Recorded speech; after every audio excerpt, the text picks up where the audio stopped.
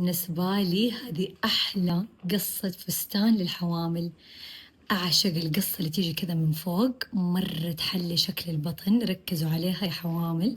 طبعا اللي مو حوامل حيطلع برضو مرة حلو عليكم، بس بما أني أنا حامل فحكلم الحوامل اللي زيي، أنا وهم تعبانين ونبغى شي حلو نلبسه، ونوتك يعني إيش زبط لنا الدنيا.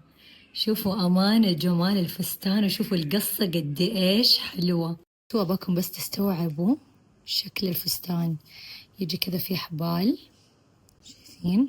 طبعا الحين حفردها وأكويها، تجنن تجنن تجنن.